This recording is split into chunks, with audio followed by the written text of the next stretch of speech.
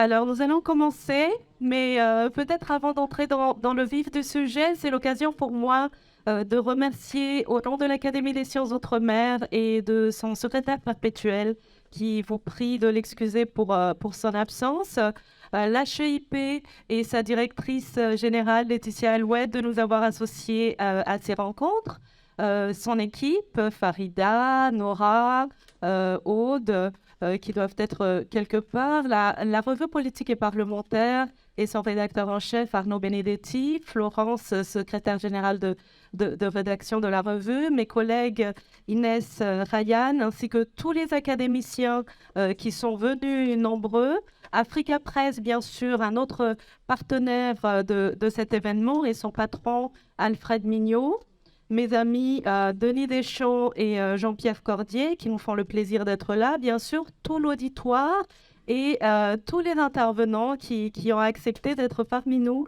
aujourd'hui. Alors, je vais commencer par présenter nos intervenants et je leur laisserai ensuite la parole pour à peu près 5 minutes de propos liminaires pour laisser place ensuite au débat et prendre des questions de la salle.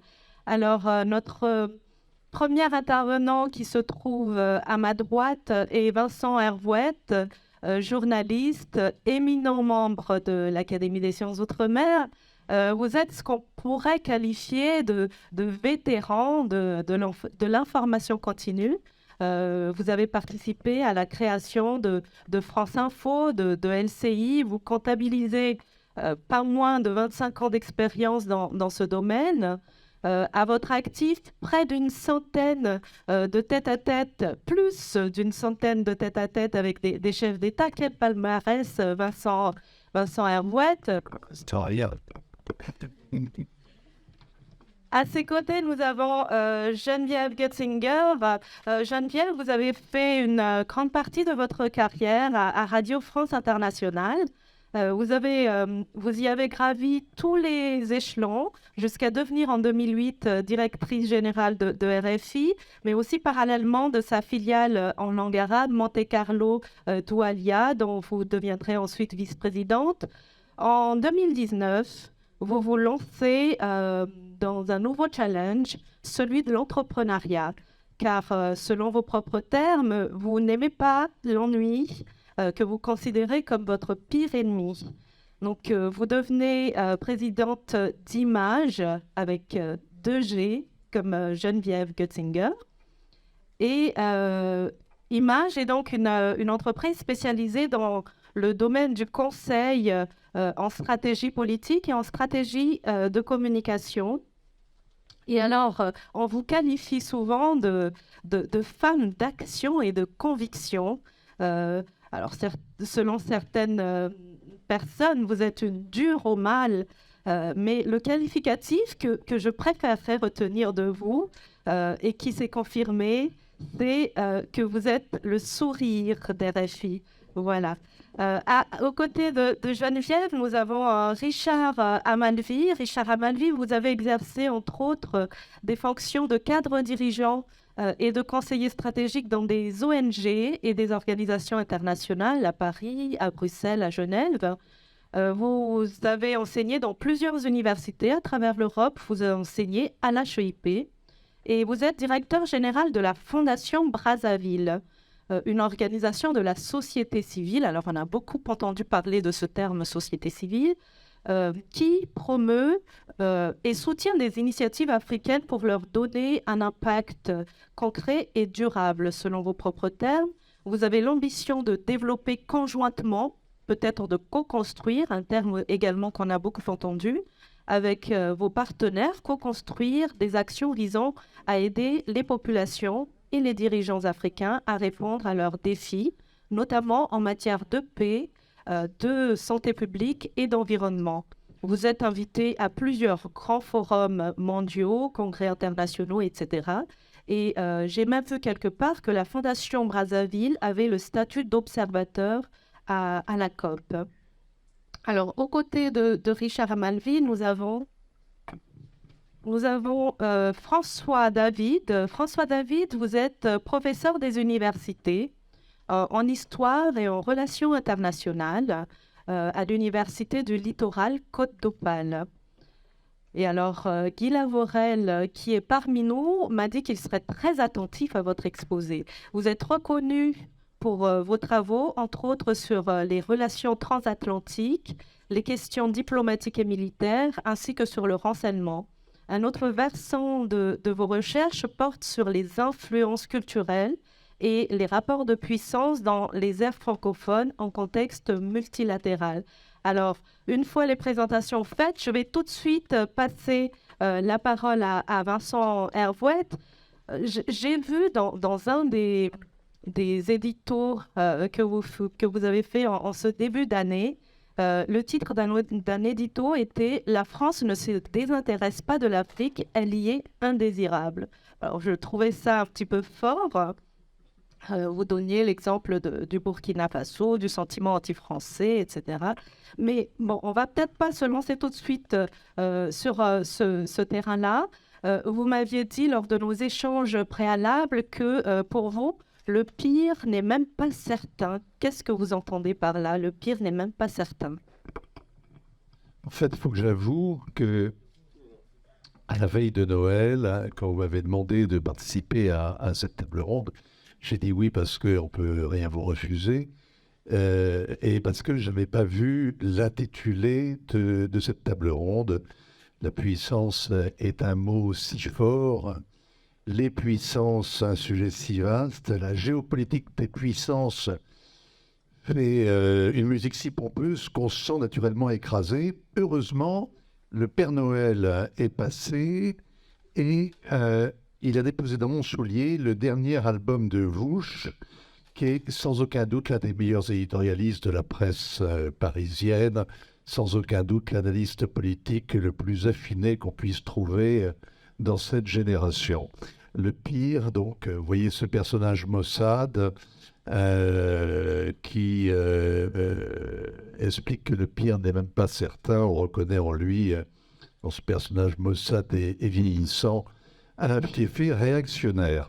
Alors je suis d'accord, c'est un bon résumé de l'actualité internationale que de ces dernières années, le fait marquant de ces années 20 pour moi, c'est que toute prévision est battue en brèche, toute projection un pari perdu, les réalités d'aujourd'hui sont incertaines et les promesses de demain, même si elles sont catastrophiques, ne seront sûrement pas tenues. On lit en ce début d'année tas de prophéties qui vous expliquent 2023 et on a l'impression que les journaux distribuent le programme, qu'ils dressent ainsi la liste de leurs sommaires à venir. L'invasion de Taïwan aura bien lieu, mais pas tout de suite. L'heure de vérité avec l'Iran va sonner, peut-être, ou bien sans doute, sait-on jamais. La vraie crise énergétique, c'est pour l'hiver 2023-2024. Tremblez, mais tremblez de peur, parce que vous tremblerez de froid, mais l'an prochain seulement. Et toutes ces prévisions qui ont l'air si sages, si bien étayées, si logiques, si pessimistes, sont des farces, c'est pour rire. La peur fait vendre, mais en réalité, les rédactions n'en savent rien. Il y a trop d'acteurs, il y a trop de chaos. Nul n'avait prévu, en 2020, qu'un virus mettrait l'économie mondiale à l'arrêt, ou l'an dernier, qu'un obscur conflit local gelé en Ukraine pourrait précipiter l'Europe dans une crise de l'énergie qui nous renvoie 50 ans en arrière et dans un divorce avec la Russie qui nous renvoie à la guerre froide. Qui aurait imaginé, il y a 10 ans, qu'on enterrerait un pape et qu'il n'y aurait pas de conclave après les obsèques, et pour cause, c'est un pape qui en a enterré un autre, du jamais vu en 1000 ans. Qui aurait... Alors je regarde en même temps qui a rentré qui sort, parce que j'attends toujours Alexandre Albert, parce que en fait, ce papier était prévu pour répondre à Alexandre, qui est absolument implacable quand il fait des prévisions sur l'an 2000, l'an 3000 et les quelques années qui suivent. Donc, qui imaginait, il y a 3 ans, que Lula sortirait de prison et il se réinstallerait au palais à Brasilia, qui aurait cru même samedi, en regardant sa femme faire visiter le palais en se plaignant qu'il soit délabré, bien que la foule le lendemain viendrait vérifier sur place et aggraver encore la situation. Qui imaginait, il y a 10 ans, que la deuxième économie européenne allait lever l'ancre et quitter l'Union européenne, que l'Europe envoyait s'étendre de plus en plus loin, et donc ainsi s'amputer de son pôle anglo-saxon. Qui aurait cru, il y a seulement un an, que les centrales nucléaires françaises allaient redevenir l'objet de tous les soins d'un exécutif qui pourtant depuis, je ne sais pas combien de temps, semblait décidé à se passer de cette source d'énergie jugée suspecte, dépassée, polluante et pour tout dire ringarde. Même si vous prenez le plus solide, c'est-à-dire les projections démographiques que l'on dit implacables, quasi mécaniques, qui prévoient donc 2,5 milliards d'Africains en 2050, ce qui fait d'ailleurs beaucoup de jeunes et beaucoup de jeunes chômeurs. Le Covid, c'est-à-dire le retour des grandes épidémies, a de quoi ébranler tous ces calculs trop arithmétiques. Il n'y a plus de fatalité, il n'y a plus de futur simple, il n'y a que des conditionnels. L'avenir n'est écrit nulle part et certainement pas au bandeau défilant des chaînes d'information continue. Même la rivalité entre l'Asie et les États-Unis, qui est censée structurer, en tout cas dominer les relations internationales du siècle à venir, mais même ça ressemble à une vieille lune. Si on remonte un peu le cours de l'histoire, on voit que Le déclin de l'Empire américain est un film québécois qui était au hit parade des années, de première partie des années 80. Hein, ça fait donc 40 ans qu'il est annoncé, ce déclin. Et Le réveil de la Chine qui fait trembler le monde est un best-seller de 1973. La citation elle-même qu'Alain Perfit attribue à tort à Napoléon a été forgée 10 ans auparavant par le scénariste ou le dialoguiste des 55 jours de Pékin. C'est ça de Jean Tullard. Ça fait donc 2 générations qu'est annoncé le basculement du centre de gravité et que les puissances asiatiques vont supplanter l'Occident. On ne compte plus les livres qu'ils claironnaient. Et tout ça, c'était avant l'ère numérique. C'était avant la prise de conscience écologique, avant la pandémie, avant tous ces changements fondamentaux dans l'ordre des choses. Peut-être qu'ils ont raison, peut-être que ça va arriver, ou peut-être pas. Ça relève de la croyance. Plus profondément, l'idée même que l'on se fait, toujours pas Alexandre Adler, l'idée même que l'on se fait du temps de l'évolution me semble remise en cause. L'idée très chrétienne, en fait, qu'une force est à l'œuvre, hein, c'était la grâce, aujourd'hui désormais c'est le progrès. Cette idée que le présent est un moment chaotique, mais grosso modo, qu'il s'agit d'un sas plus ou moins long entre un passé connu et un avenir prévisible, bien cette idée-là est battue en brèche par les événements qui se précipitent, notamment en ce début de siècle. Il y a des progrès technologiques, il y a des dommages irréparables, et pas seulement en matière d'environnement, mais prétendent qu'il y a un sens de l'histoire, que l'avenir politique immédiat va être dominé, par exemple, entre la tentation populiste, les modèles autoritaires et les sociétés démocratiques ouvertes, comme chacun le répète depuis 24 heures, depuis que quelques milliers de Brésiliens en colère ont envahi le palais. Même si c'est là paraît une généralité abusive, si le Brésil est en convulsion, c'est qu'il n'a pas réglé le scandale Petrobras qui a éclaté il y a maintenant 8 ans, que la présidence de Bolsonaro n'a pas réconcilié les Brésiliens, que le discours victimaire de Lula aggrave la polarisation. Le Brésil est malade de sa corruption, c'est pas nouveau, et c'est pas réglé. Et tant que ce ne sera pas traité, on peut parier sur des lendemains qui déchantent. De même, autre croyance généralement admise, le triomphe irréversible des valeurs occidentales, l'idée que la démocratie soit la seule voie possible de la pacification, par exemple en Afrique de l'Ouest, et donc l'imposition du modèle européen viendra à bout des problèmes que les interventions militaires menées depuis les indépendances n'ont pas suffi à régler. 10 ans après les opérations Serval et Barkhane, le prétendre, c'est vraiment faire un acte de foi.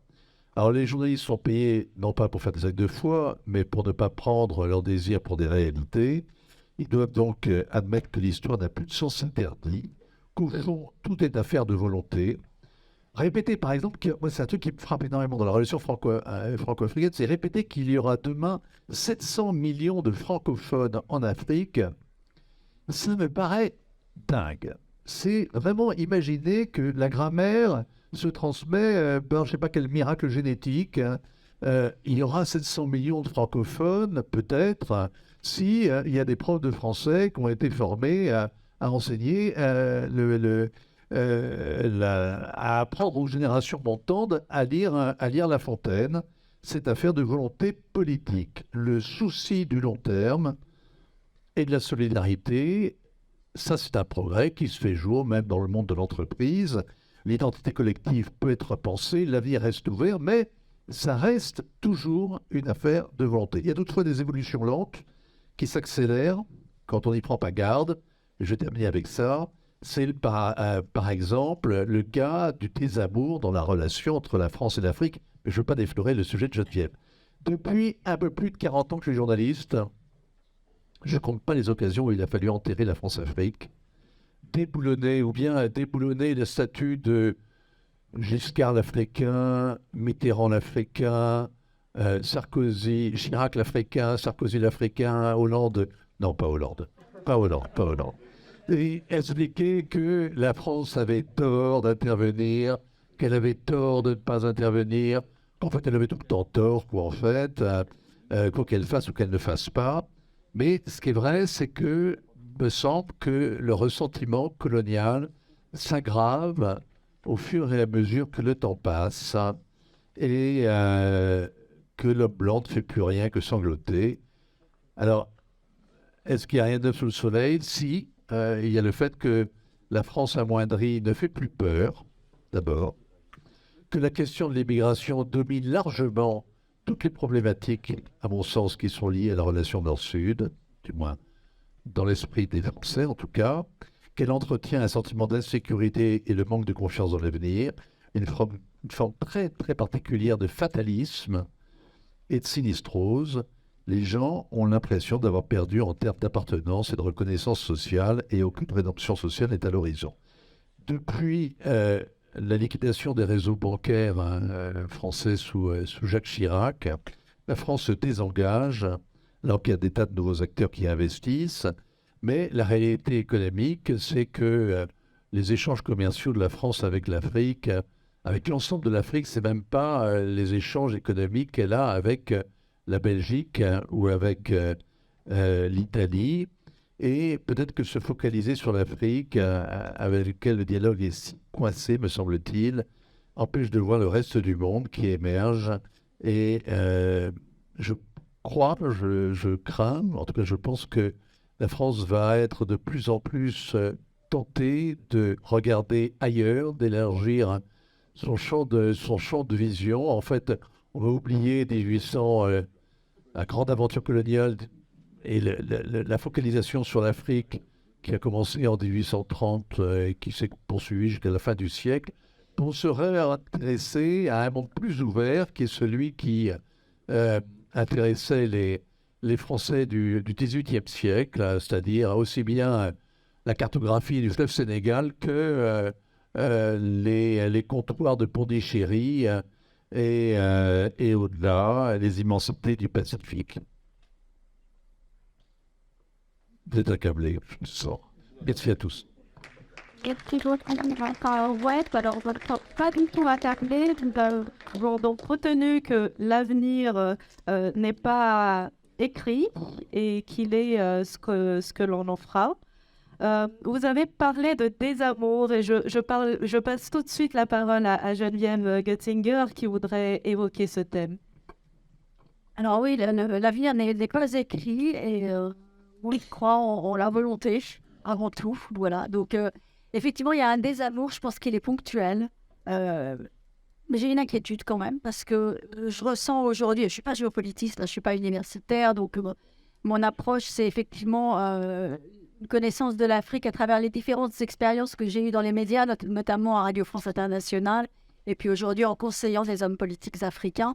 Donc ce désamour, cette prise de distance, c'est quelque chose que je ressens aujourd'hui très, très fortement à travers une dégradation de l'image de la France et au-delà de la France, de la dégradation de l'image de l'Occident en Afrique, avec une accélération depuis la guerre en Ukraine, ce qui d'ailleurs me semble paradoxal, mais on aura peut-être l'occasion d'en reparler, parce que finalement, la guerre en Ukraine, c'est l'attaque d'un petit par un grand et c'est la négation même de l'identité du plus petit par le plus grand. Donc, logiquement, quand on est souverainiste et quand on est adepte de la recherche d'une plus grande souveraineté, on devrait soutenir l'Ukraine. Et ce n'est pas toujours le cas. Mais on aura l'occasion d'en reparler. Alors, ces critiques contre la France et contre l'Occident, elles sont totalement légitimes. De toute façon, toute critique est légitime, bien évidemment.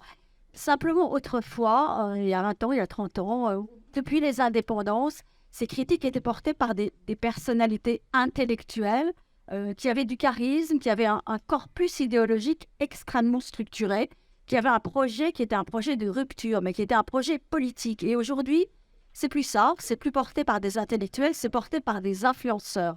Et ça, à mes yeux, ça change absolument tout. C'est des influenceurs, donc c'est pas la même chose. Ils parlent sur les réseaux sociaux avec des discours très réducteurs, avec des discours de haine, avec des discours souvent racialistes. Et ils s'adressent à des populations, malheureusement, l'éducation publique en Afrique a diminué, s'est affaiblie au cours des dernières décennies. Donc des populations qui n'ont pas forcément la maîtrise intellectuelle pour comprendre ce qu'ils disent. Et qui se retrouvent finalement face à des fake news, desservis comme ça de manière massive, relayés par des usines à trolls, sans réflexion réelle. Donc un discours de haine sur fond souvent racialiste et antisémite. Et malheureusement, ça trouve un écho dans les pays d'Afrique francophone, notamment au Sahel. Effectivement, on reparlera de l'échec de l'opération Barkhane, sur fond d'échec de Barkhane, sur fond d'une nouvelle donne géopolitique où finalement l'Afrique est en train de redevenir un nouveau terrain de l'affrontement entre l'Est et l'Ouest. On peut parler de la guerre froide, mais c'est très vrai, entre l'Occident et la Russie. Parce que finalement, tout ça, c'est pas neutre. Tout ça, ça sort pas de nulle part. C'est pas de la génération spontanée. C'est juste que l'Afrique redevient un champ d'affrontement. Et pour la Russie, l'enjeu, c'est de refaire de l'Afrique un nouvel espace d'influence pour elle. Donc, par rapport à ça, la réponse de la France, la réponse de l'Occident se cherche encore. Pourquoi ? Parce qu'il y a une culpabilité réelle, mais aussi parce que finalement, ces personnes parlent d'un pays qui n'existe plus. La France telle qu'ils la décrivent, la France-Afrique telle qu'ils la décrivent, n'existe plus. Aujourd'hui, même les chefs d'État qui sont proches de la France, comme par exemple le président du Niger, Mohamed Bazoum, n'est pas un vassal de la France, ce n'est pas un sous-préfet de la France.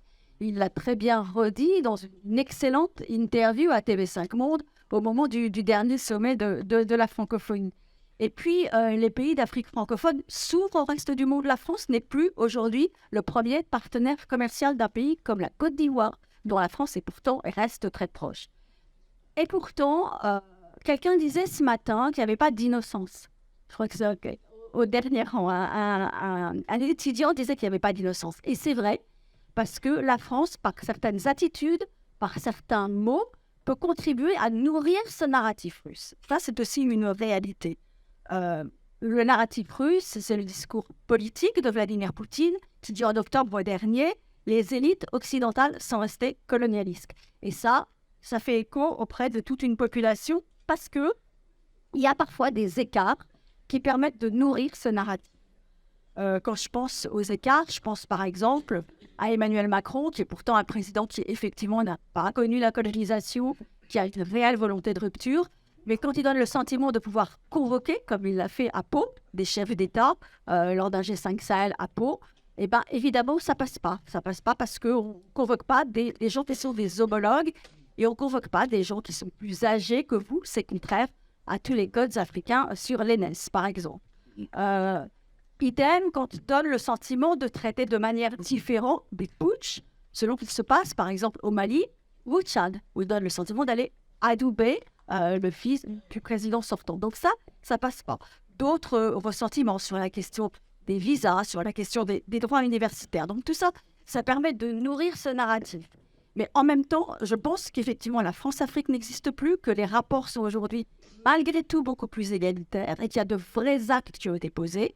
S'ouvrir vers les pays lusophones, s'ouvrir vers le Rwanda, et puis également sur le plan mémorial qui est toujours très sensible, la restitution des œuvres d'art au Bénin, c'est très important.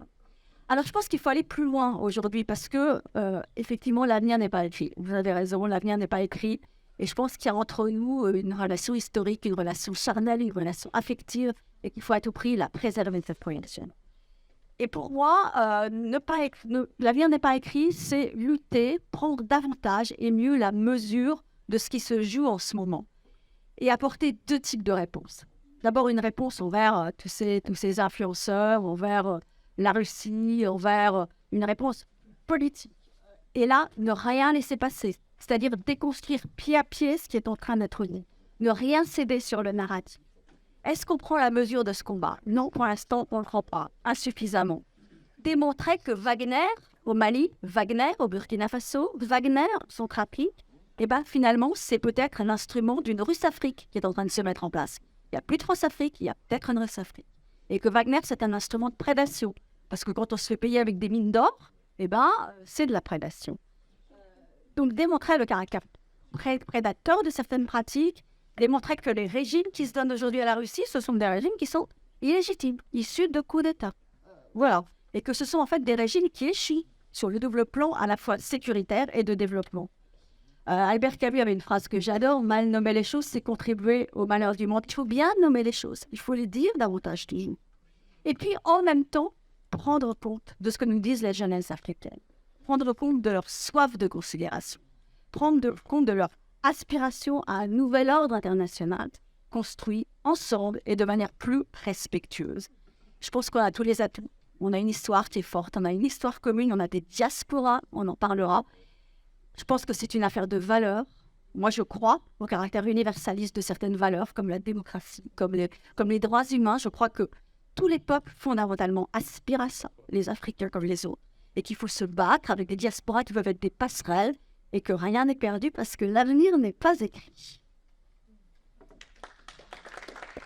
Merci beaucoup, Geneviève Kessinger. Donc, il y a effectivement, comme vous le dites, ce narratif, peut-être l'instrumentalisation aussi à travers des contre-vérités colportées sur les réseaux sociaux. Vous avez proposé plusieurs pistes de solutions, un ordre international plus respectueux, plus inclusif. Et Richard Abaldi, je crois que vous, face à cette défiance, pour pouvoir l'effacer, face à ce sentiment qu'on pourrait qualifier de condescendance, vous dites il faut restaurer la confiance. Oui, je vous remercie. Effectivement, lors de l'entretien que vous avez écouté apparemment, que j'ai donné durant l'après-COP à Kinshasa, je parlais de la confiance. La confiance en contrepoint de la défiance, bien entendu. Puisqu'il semble, et Geneviève, je souscris tout à fait à vos propos à 100%, qu'une forme de défiance s'est instaurée. Et une des questions dans cette relation France-Afrique ou Europe-Afrique, c'est de quelle manière peut-on reconstruire cette confiance. Et je pense que les choses sont de l'ordre du comportement et de la manière dont on rentre en conversation et effectivement que l'on évite la condescendance. L'exemple que vous avez donné sur la Irlande de Pau illustre parfaitement comment parfois on peut commettre des impairs, même de bonne foi. Et c'est la raison pour laquelle, par exemple, à la Fondation Brazzaville, on a quelques éléments clés qui guident notre comportement. Par exemple, chaque fois que nous agissons, nous nous posons la question de la primauté de la compétence africaine. On ne fait jamais à la place d'eux. On regarde d'abord qui est compétent pour faire ce qui est à faire.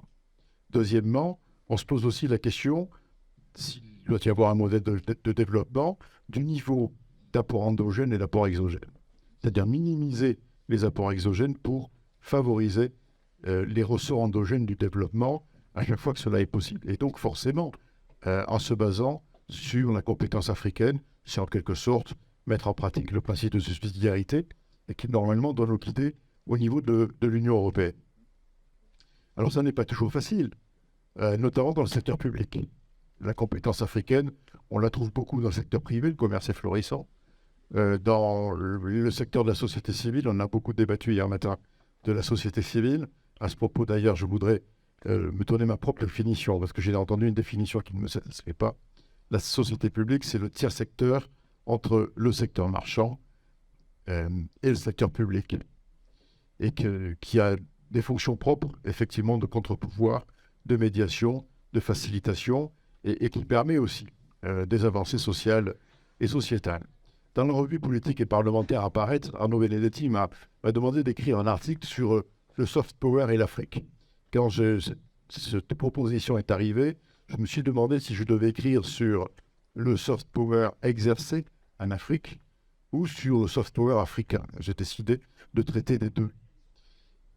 Traiter des deux parce qu'effectivement, il y a bien un soft power exercé par les anciennes puissances coloniales de façon diverse.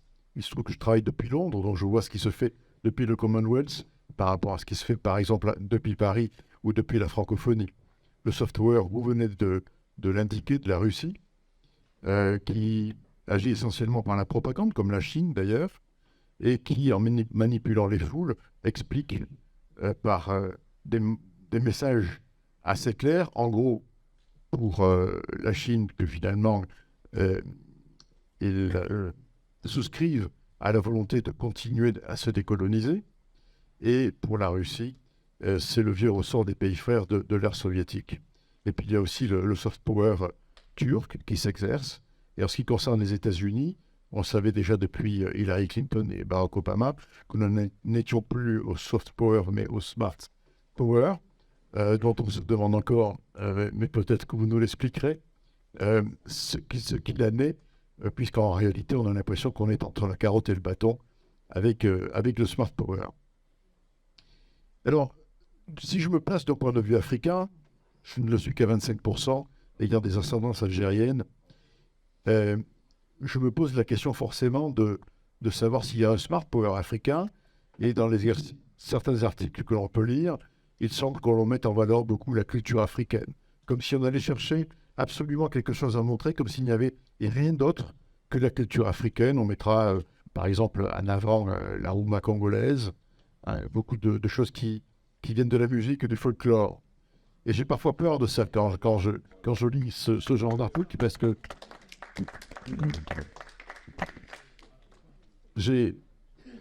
Alors, on salue l'arrivée d'Alexandre Adler. Je continue. Oui.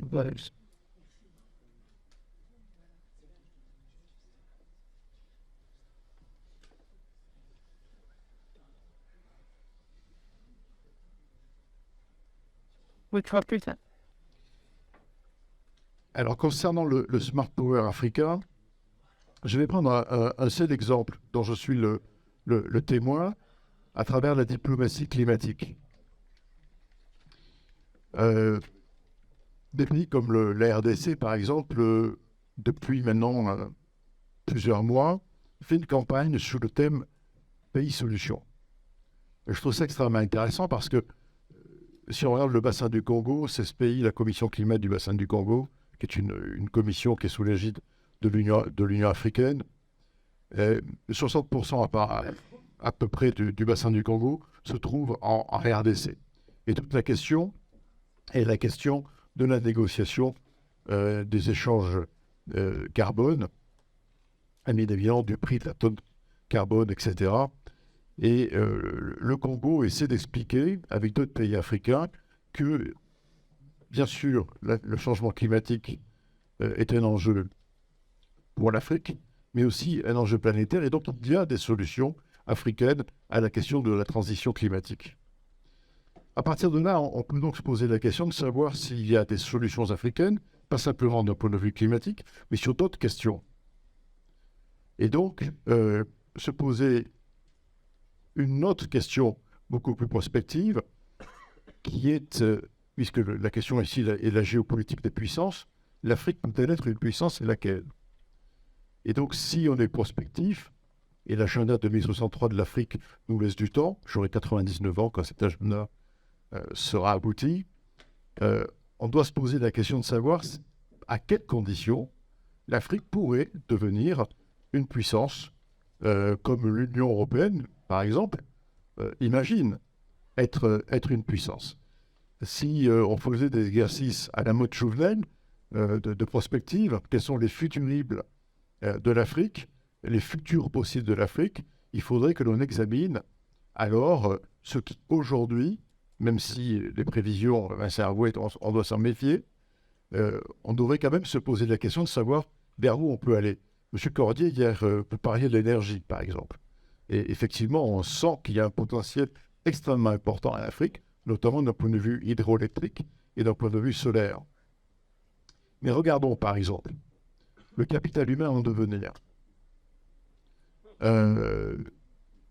Qu'est-ce qu'on peut en faire?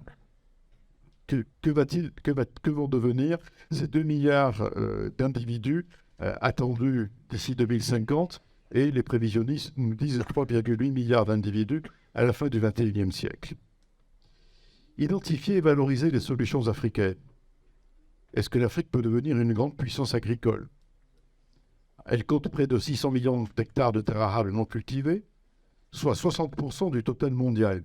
Et aujourd'hui, le transfert international de terres arables à grande échelle connaît une ampleur sans précédent, et 62% de ces transactions le sont sur le sol africain.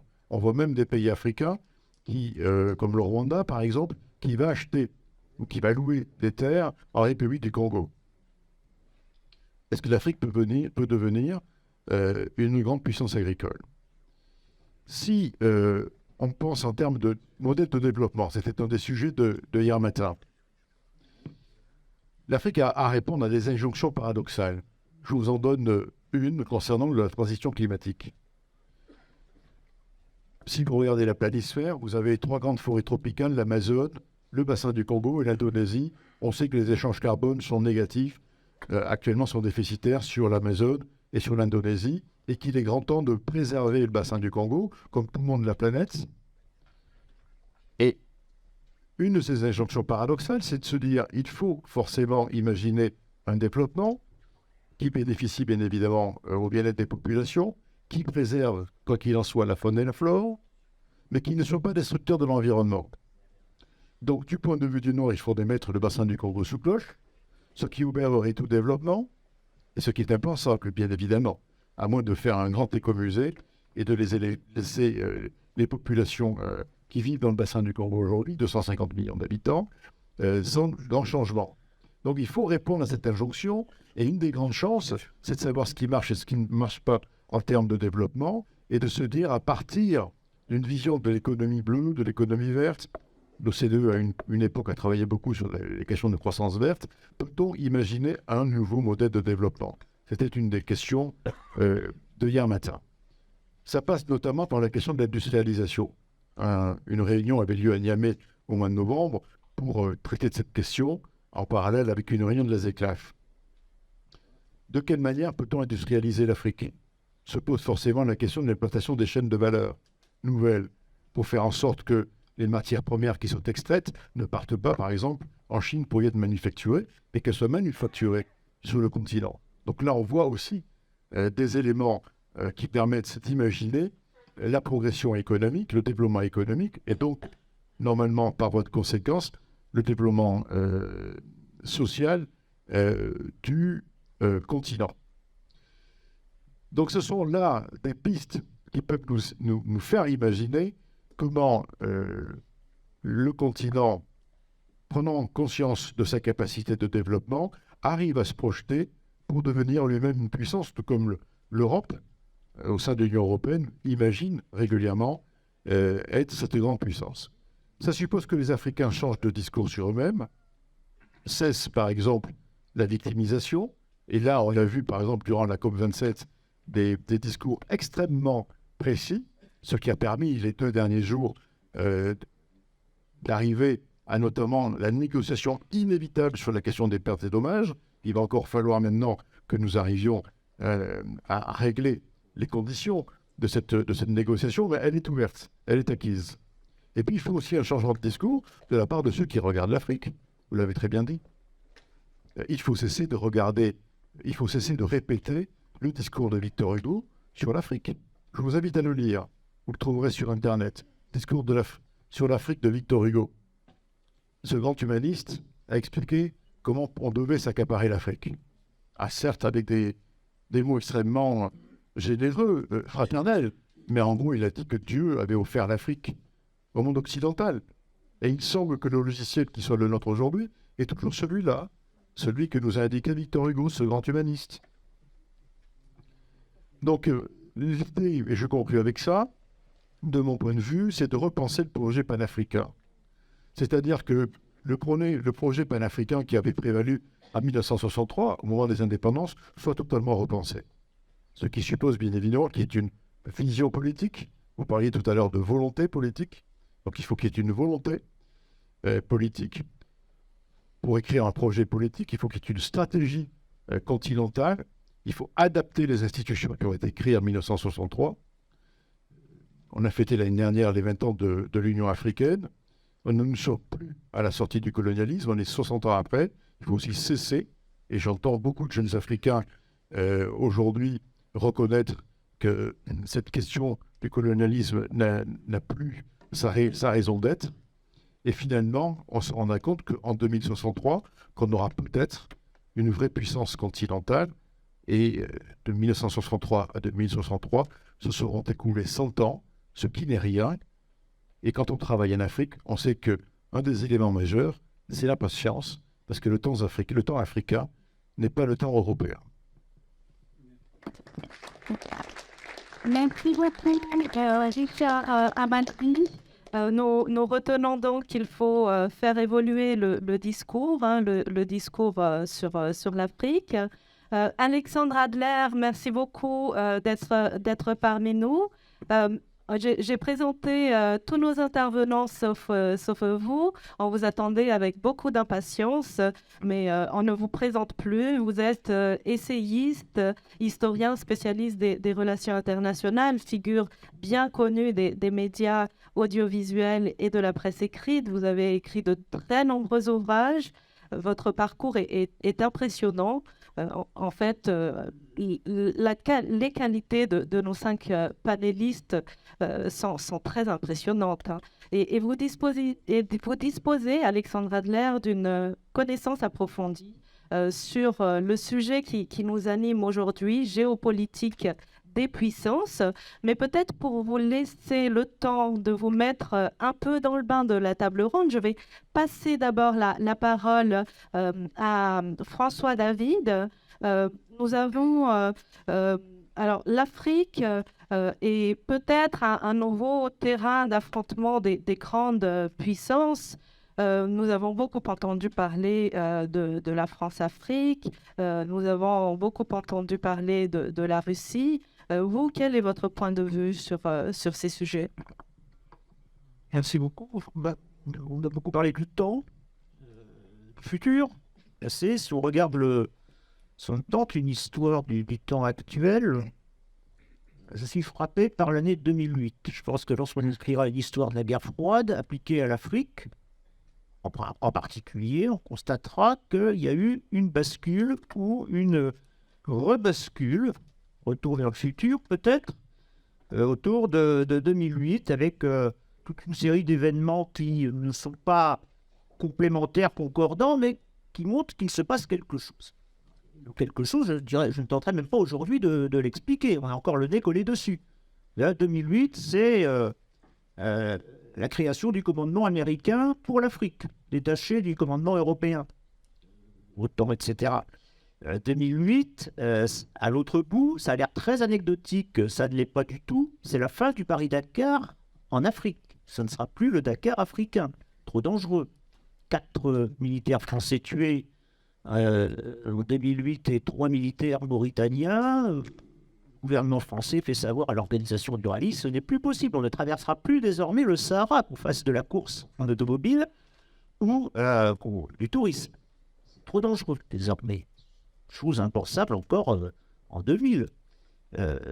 2008, c'est l'élection du premier président afro-américain de l'histoire, Barack Obama. 2008, ça a l'air déconnecté, mais non, pas du tout. C'est le traité de Lisbonne qui va entrer en vigueur et qui fait, entre autres, à l'Union européenne une alliance militaire affiliée à l'OTAN. C'est dans le texte, c'est écrit. Et donc, on va retrouver évidemment l'Union européenne désormais aussi comme acteur, comme puissance en matière africaine.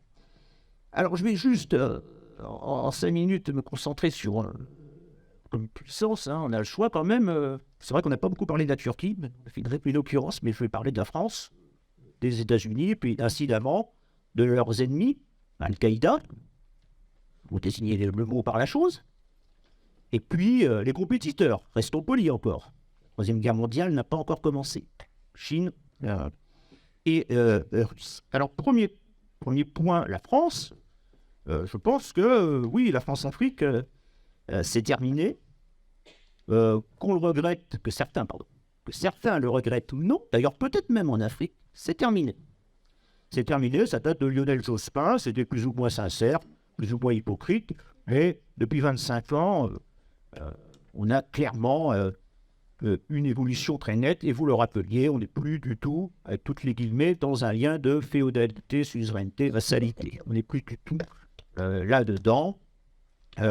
Il est quand même caractéristique que, même pour Serval, le gouvernement Hollande a dû demander l'autorisation, a cru devoir demander l'autorisation du Conseil de sécurité de l'ONU pour intervenir. D'ailleurs, à mon avis, quand on écrira l'histoire à partir des archives secrètes aujourd'hui, on verra que l'autorisation a été votée peut-être quelques minutes après que le premier parachutiste légionnaire ait sauté sur Tombouctou. Mais bon, on a dû demander l'autorisation de l'ONU. Ou croire devoir demander. Ce qui serait impensable au temps de François Mitterrand, de Franck Chad et au début du premier mandat de Jacques Chirac. L'ennui, c'est que veut faire la France en Afrique? La stratégie, autrement dit, in fine, l'horizon. Depuis 25 ans, on ne peut pas dire complètement qu'on a le nez collé dessus. On a quand même maintenant un certain recul. Moi, je ne la vois pas, la stratégie. Une stratégie par défaut, parce que, disons-le, non, la France n'est pas en décadence, elle n'est pas en déclin, mais franchement, je ne la classe plus dans les grandes puissances. Si la France est encore une puissance moyenne, entre guillemets supérieure, ce sera déjà très bien. Donc il y a quand même relativement un déclassement, on ne peut pas dire le contraire. Et on voit bien qu'elle n'a plus la prédominance diplomatique. On peut multiplier les exemples. En 2003, Jacques Chirac et Dominique de Villepin réussissent à coaliser les États africains membres provisoires du Conseil de sécurité de l'ONU contre le projet d'invasion irakien, qui fera que l'administration Bush-fils ne demandera pas à un vote au Conseil de sécurité. Elle ira de façon unilatérale en Irak. Et on voit bien, comme ça a été rappelé, que cette année, l'année dernière, on n'arrive pas à coaliser les États africains contre la Russie. Je ne parle pas du fond du problème, je parle de la machinerie diplomatique. Il se passe de fait quelque chose. Alors, néanmoins, sur le Mali, c'est quand même le fait majeur, un clou chassant l'autre. On a déjà commencé à oublier le Mali. Mais quand même, moi, je suis de ceux qui pensent que c'est une très grande réussite et pas simplement militaire.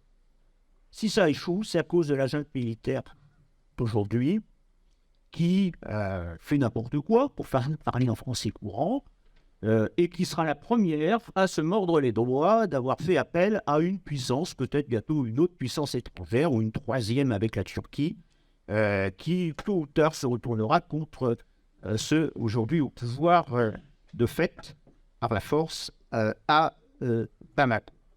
Le point... parmi beaucoup, bien sûr, sur lequel deux points. Le premier, le procès fait à la France va défendre ses intérêts économiques au Mali. Mais il n'y a pas d'entreprise d'extraction, à ma connaissance, pétrolière ou minière française au Mali. Aussi surprenant que cela paraît. J'ai fait travailler un thésard là-dessus, je me dis, mais cherchez bien, il doit y en avoir une quelque part. Un Malien, hein. Non, mon thésard n'a rien trouvé en la matière. C'est allemand, c'est canadien, un peu chinois forcément, c'est pas français. La France n'est pas allée au Mali pour sauver même Areva à côté au Niger ou les installations portuaires de M. Bolloré. Elle est allée au Mali, par contre, oui, d'abord, j'ai dit d'abord parce qu'il y a une suite, dans son intérêt. Oui, c'est son intérêt, mais pas un intérêt économique, de marchand de canons, de marchand de tapis, un intérêt sécuritaire. Ne pas constituer un salistan au Mali. Et ça a très bien fonctionné. Et je rappelle qu'à l'époque, on dit, bah oui, mais bon... 10 ans plus tard, on est presque au même stade. Ah non, non, parce qu'il y a 10 ans, on savait qu'on serait au même stade, en fait.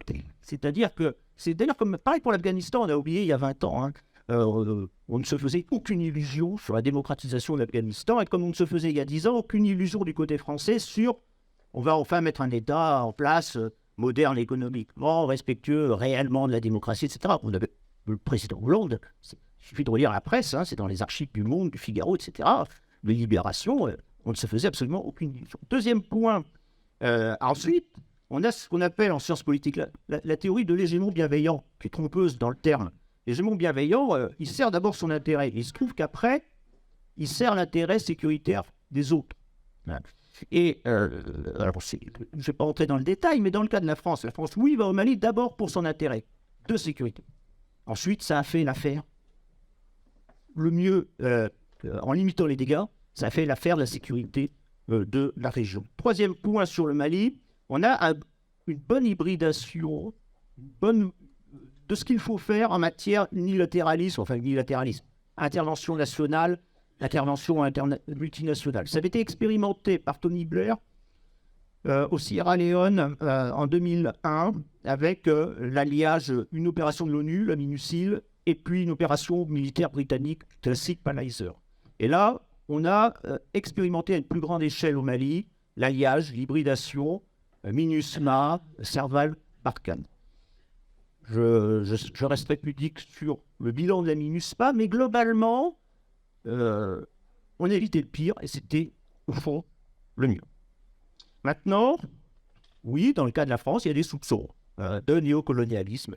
Et oui, il va falloir que certains revoient leur discours, leur pensée, leur manière de faire, et pas simplement les influenceurs, pas simplement les agents de propagande classiques. Télé 5 Monde, moi je suis très étonné quand je vais en Afrique, dans les milieux universitaires que je fréquente, passe pour une chaîne de propagande à la solde de Paris. Alors, oui, je ne regarde pas Télé 5 Monde et c'est un stéréotype plaqué, mais enfin moi je regarde cette Télé 5 Monde, c'est quand même difficile, il faut de la bonne volonté. Et inversement, d'ailleurs, le président Macron, avant de partir dans sa tournée africaine de juillet 2022, a dénoncé de son côté, je le cite, après je ne prends pas sa responsabilité à sa place, que certains intervenants sur Télé 5 Monde seraient stipendiés par la Russie pour cracher sur la France. Bon, quand même, Télé 5 Monde, agent de la propagande française, c'est un exemple, parmi d'autres. Le franc CFA. Moi, je ne suis pas économiste, je ne suis pas dans la finance. Même, je peux dire, j'en suis pas fier, je n'y comprends rien. Mais quand même, je n'ai jamais trouvé à ce jour, et j'ai cherché, parce que ça m'intrigue, un argumentaire pour dire en quoi le franc CFA nuisait aux économies des États, les deux francs CFA nuisaient aux intérêts des États concernés. Et deuxièmement, qu'est-ce qu'on met à la place? Alors oui, il y a l'éco, oui, une monnaie centrale. Et comment éviter les dévaluations compétitives? Comment gager cette monnaie? On retournera de toute façon dans un schéma proche de l'actuel. Les États-Unis, 3 points clairs, à mon sens, ils ne sont pas intéressés positivement par l'Afrique.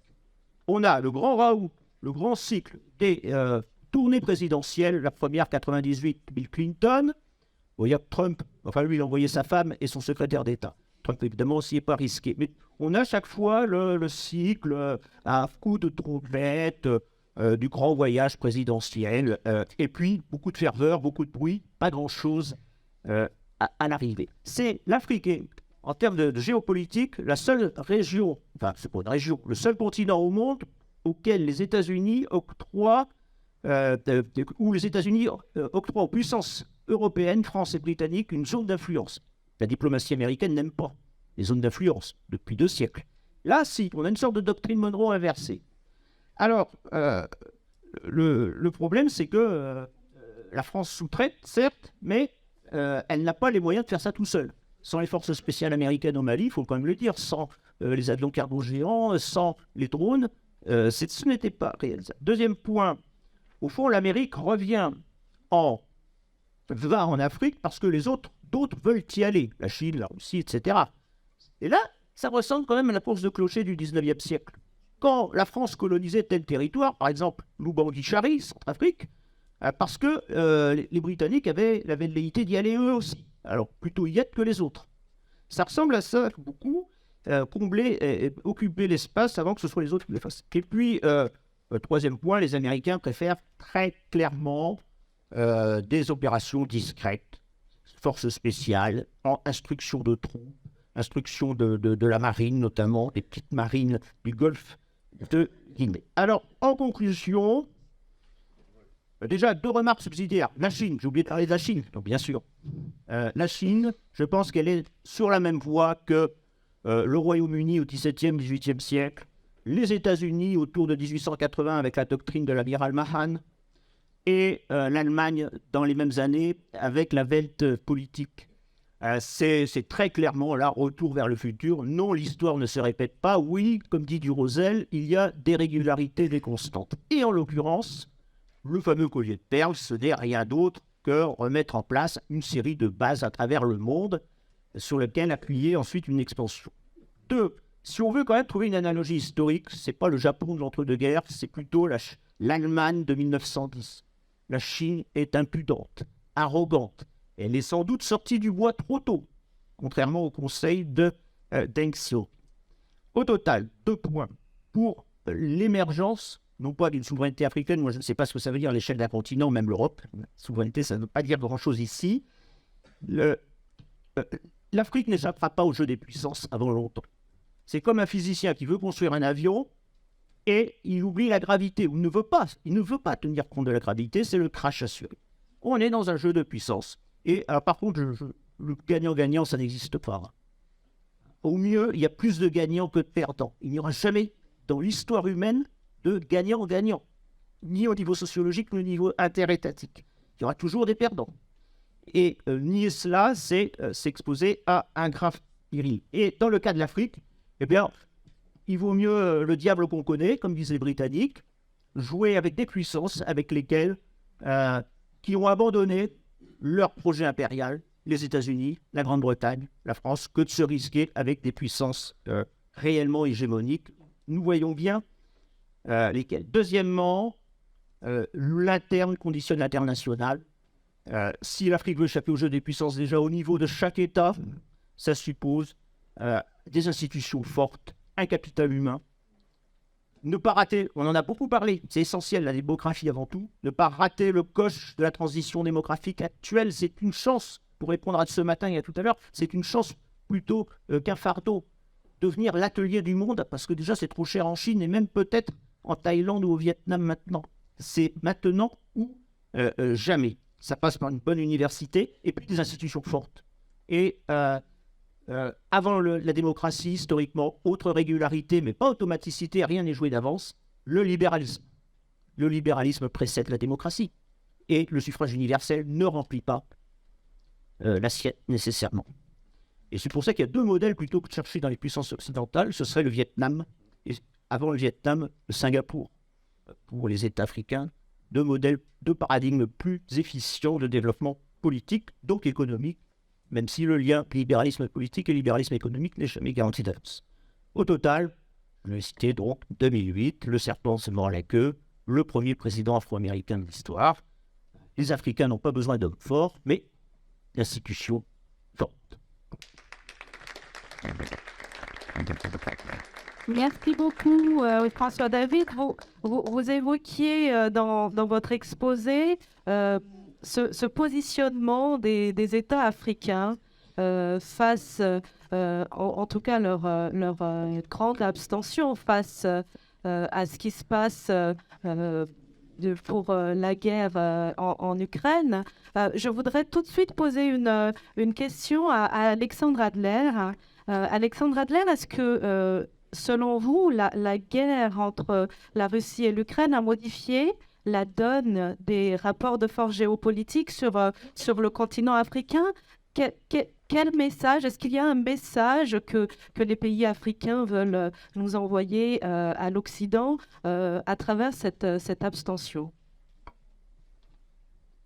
Merci beaucoup. D'abord, pardonnez-moi, j'ai l'esprit de l'escalier, mais je dirais que Barack Obama est un président afro-américain au cube, si j'ose dire, parce que, bien entendu, tous les Américains d'origine noire, en fait, on va le dire, sont afro-américains, puisque à un moment donné, ils sont arrivés miraculeusement souvent par fond de cale quand ils n'étaient pas assassinés dans le trajet.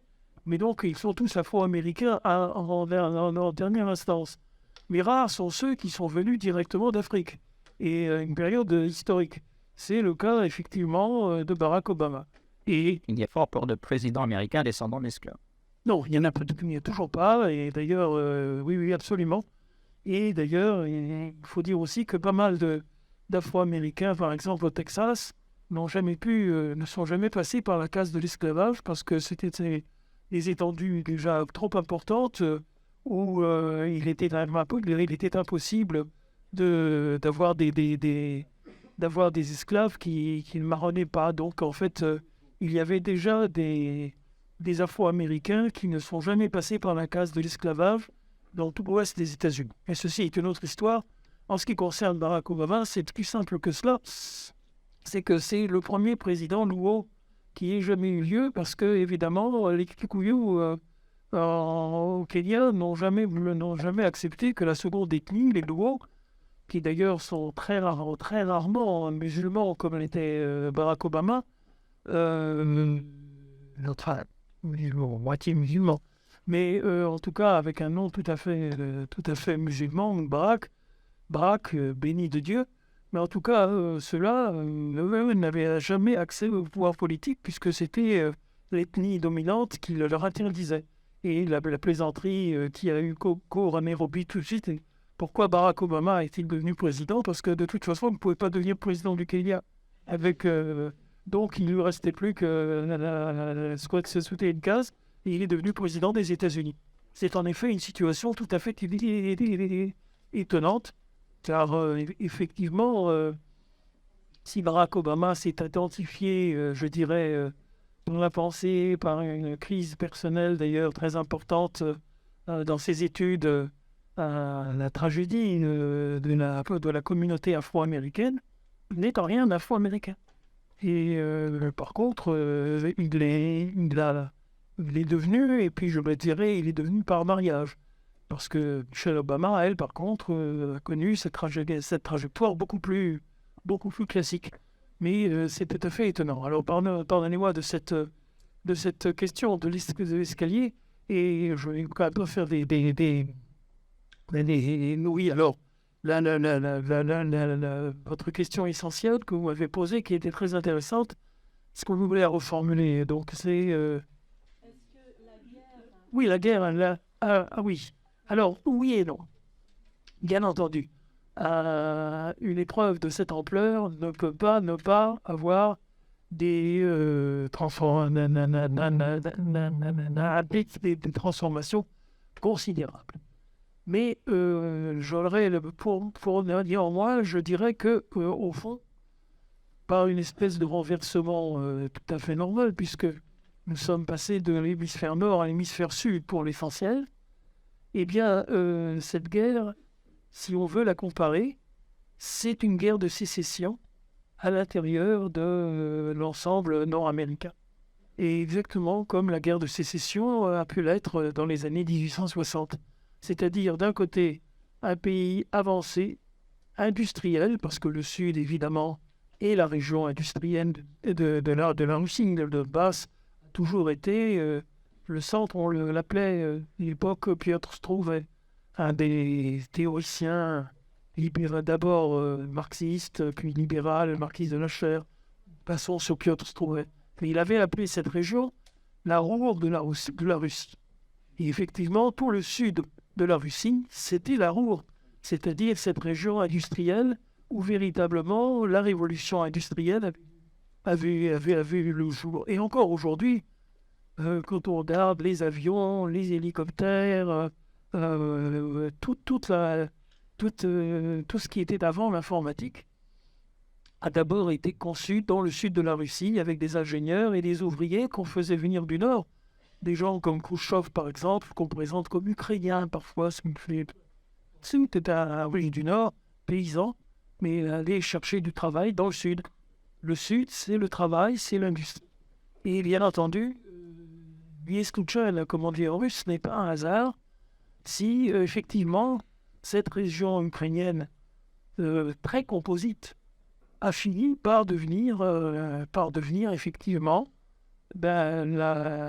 l'équivalent de ce qu'a été le nord des États-Unis par rapport au sud, tel que Tocqueville l'a décrit d'emblée, comme disant le nord industrieux contre le sud rentier et agricole, et ayant fait un pacte avec l'esclavage. Là, en l'occurrence, c'est le nord un peu endormi de la Russie, avec ses richesses sibériennes, ses rentes et son rythme incertain, qui est battu par un sud industrieux et qui, lui, a réussi à devenir une véritable nation, et une nation en une génération.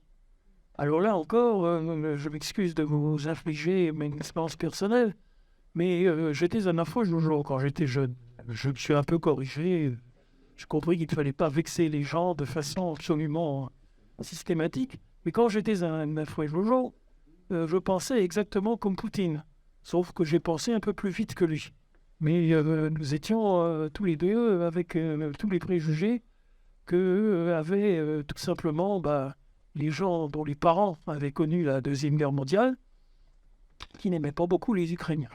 Alors quand on disait les Ukrainiens, on faisait une différence essentielle. Il y a les bons Ukrainiens, c'est-à-dire les Ukrainiens de Kharkov. Il faut parler petit nègre maintenant, donc c'est Kharkiv. Ouais. Dnipropetrovsk, maintenant on dit Dnipro, je ne sais pas quoi, enfin. Je vous passe, n'est-ce pas, le pseudo-ukrainien que maintenant on nous sert dans les médias. Bon, c'est Dnipropetrovsk, c'est Kharkov. Et d'ailleurs, par parenthèse, et ça n'a rien changé sur ce plan-là, tous les Ukrainiens aujourd'hui ne parlent plus qu'une langue, le russe. Et c'est la seule qu'ils aient apprise, et ils parlent très bien. Évidemment. Mais évidemment, aussi, s'ils ne parlent pas ukrainien, ils font semblant. Et c'est une manière d'embêter les Russes du Nord. Bon, aujourd'hui, une langue unique. Et comme vous le savez, le fait que les Irlandais ne se soient pas amusés à apprendre le gaélique, ils le parlent beaucoup moins bien que certains Gallois et certains Écossais du Nord, mais ça ne les rend pas, ces Écossais, ces Irlandais, particulièrement pro-britanniques, au contraire. Et donc, c'est exactement la même chose pour les Ukrainiens. Le fait qu'ils n'aient que le russe pour s'exprimer ne les rend pas russophiles, au contraire. Alors, la guerre, c'est une guerre de sécession. Dans cette guerre de sécession, toute l'Afrique a évidemment pris position contre l'Ukraine et pour, au fond, une Russie qui, d'une certaine manière, s'opposait à l'hégémonie américaine, et comme une partie de l'Afrique, ou en tout cas la partie tiers-mondiste de l'Afrique, nos amis là, du Mali par exemple, dont on a parlé, et quelques autres, ils se disent quand même le contrepoids que représente la nouvelle alliance de la Chine et de la Russie, et c'est quand même un poids qui permet à l'Amérique de ne pas dicter en permanence ses exigences qui ne sont adaptées ni à notre développement, ni à nos exigences, ni à notre volonté d'indépendance. Donc, je fais ici, évidemment, la part des nuances, parce qu'il y a beaucoup de gens nuancés qui ne pensent pas tout à fait comme ça. Et il y a un certain nombre des dirigeants africains se sont dit, voilà, on est quand même mieux, non pas en tant que tel, mais en créant ce contrepoids. À ceci près que petit à petit, parce que les Africains sont d'excellents politiques, c'est exactement comme l'Allemagne de l'Est. À force d'être privée de liberté, elle a fini par faire de la politique là où l'Allemagne de l'Ouest n'en faisait plus du tout. C'est-à-dire que les Allemands de l'Est, c'est pour ça qu'ils ont dirigé toute l'Allemagne réunifiée, avec Angela Merkel et quelques autres, ce sont des gens qui n'ont pas cessé de penser en politique, et puis de penser à savoir comment marginaliser les Russes, comment en faire qu'à leur tête. C'est la même chose aujourd'hui. L'alliance russo-chinoise était plutôt bien vue, sauf qu'elle n'existe pas. Plus exactement, et on l'a vu déjà avec l'annexion de la Crimée, la première réaction des Chinois a été de ne pas reconnaître l'annexion de la Crimée. Alors sans doute à cause de Taïwan, et de tout cela, mais en disant oui, bien sûr, on comprend très bien l'attitude des Russes, et d'ailleurs on arrangera le coup plus tard. Mais pour l'instant, il est urgent d'attendre, nous n'allons pas reconnaître l'annexion de la Crimée par la Russie. Bien sûr que nous sommes d'accord, mais c'est pas la peine. Et plus le temps a passé, et moins nous voyons en fait la politique chinoise se calquer sur la politique de Poutine, dont elle ne pense absolument rien. Et par ailleurs, il faut dire aussi que beaucoup de choses ont circulé dans le temps. Andropov a adopté Poutine. Il a adopté Poutine parce que lui, il avait comme mon père d'ailleurs, et comme beaucoup, un respect inné pour le père de Poutine qui s'appelait Broverman. Broverman est un des génies méconnus de l'histoire russe. C'est l'homme qui a dirigé tout le contre-espionnage pendant la guerre de Stalingrad quasiment jusqu'à la victoire. Et Broverman était ce que tout le monde considérait un homme tout à fait génial. Et d'ailleurs, Andropov, à la fin de sa vie, commençait un petit peu à parler. Oui, il a dit « Ah, c'est extraordinaire, parce que j'ai adopté le petit Poutine parce que il fallait le faire. Et lui donner mon nom, Andropov, ça ne lui aurait fait que des ennuis. Donc j'ai demandé à mon fidèle secrétaire Poutine de lui donner son nom, ce qu'il a fait. Mais, il faut bien dire, son père était un génie, et lui ne l'est pas. » Alors, merci beaucoup, Alexandre Adler. Je pense que Geneviève Göttinger voudrait réagir à vos propos en se recentrant sur... D'accord, très bien. Sur le vote aux Nations Unies, effectivement, le monde occidental a été très, très choqué lors du vote du mois de mars, lorsque un grand nombre de pays africains se sont abstenus, et notamment un pays comme le Sénégal, qui est un pays assez proche du monde occidental. En fait, je pense que c'est quelque chose qu'il ne fallait pas dramatiser, puisque cela, il y a toujours eu quand même de la part de l'Afrique une volonté de non-alignement. Et là, on l'a revu. Bon, en plus, il y a une dépendance aux céréales russes, qui est aussi quelque chose de réel et qui rentre forcément en ligne de compte. Donc, je pense qu'il ne faut pas ressentir ça comme une gifle. On l'a ressenti comme une gifle parce que pour nous, c'était une guerre de valeurs, effectivement, et qu'on ne comprenait pas que dans cette position d'agresser l'Ukraine ne soit pas soutenue par le monde entier. Mais néanmoins, je pense qu'il ne faut pas le surinterpréter. Je ne crois pas. Après, chose plus inquiétante, et je vais finir avec ça, si la Russie recueille aussi, à mon avis, un impact auprès de l'Afrique aujourd'hui, c'est qu'elle essaie de se positionner comme porteuse de valeurs traditionnelles que l'Occident n'incarnerait plus. Et par rapport à ça, elle peut trouver un écho en Afrique, notamment sur tout ce qui est les débats autour des questions du genre, le wokisme, le mariage homosexuel, ce type de choses qui ne sont pas forcément toujours très bien comprises en Afrique. Et la Russie dit aux Africains, regardez, les Occidentaux essaient de vous imposer un mode de vie qui n'est pas le vôtre. Et ça recueille aussi un écho certain. Merci Geneviève Göttinger. On va tout de suite... Alors, un petit mot, parce qu'on va passer aux questions de la salle. Je crois qu'elles sont nombreuses. Ce qui est extraordinaire, c'est l'investissement politique génial d'ailleurs, que l'Union soviétique, c'était l'Union soviétique, avait accepté en créant l'université Lumumba, donc qui devait être à la fois le forum de toute l'Afrique révoltée et exaltant, disons, l'héritage de Patrice Lumumba. Et en même temps que malheureusement les Russes faisaient ça, eh bien, ils n'ont jamais été plus racistes. C'est le peuple européen le plus raciste de tous.